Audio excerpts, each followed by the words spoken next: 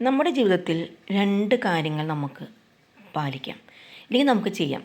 ഒന്നുകിൽ നമ്മൾ നമ്മുടെ ജീവിതത്തെക്കുറിച്ച് സങ്കടപ്പെട്ട് ഓർത്ത് ടെൻഷൻ അടിച്ച് വരാൻ പോകുന്ന കാര്യങ്ങളെക്കുറിച്ച് ഓർത്ത്, ഇല്ലെങ്കിൽ എന്ത് സംഭവിക്കുമെന്നോർത്ത്, ഇന്നത്തെ കാര്യം ഓർത്ത്, ഇങ്ങനെയെല്ലാം ഓരോ കാര്യങ്ങൾ ഓർത്ത് ഓർത്ത് നമുക്ക് ടെൻഷൻ അടിക്കാം.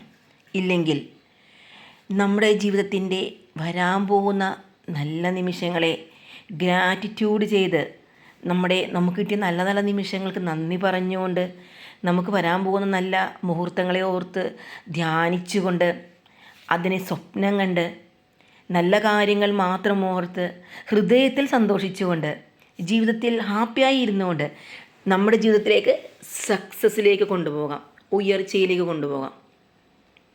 എന്നും കരഞ്ഞും പിഴിഞ്ഞും ജീവിതത്തെ നഷ്ടങ്ങളെ ഓർത്ത് സങ്കടപ്പെട്ടിരിക്കാണ്ട്, ഇതിലും നല്ലത് നമ്മുടെ ജീവിതത്തിലേക്ക് വരും എന്നും ഓർത്തിട്ടുള്ള നല്ല നിമിഷങ്ങളെ നമ്മുടെ ജീവിതത്തിലേക്ക് കടന്നു വരുമെന്ന് വിചാരിച്ചിട്ട് നമ്മൾ ഇനിയുള്ള കാലം ജീവിക്കാം.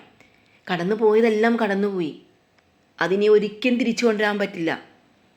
പക്ഷെ ഇനി നമുക്ക് നമ്മുടെ ജീവിതത്തെ തിരുത്താം.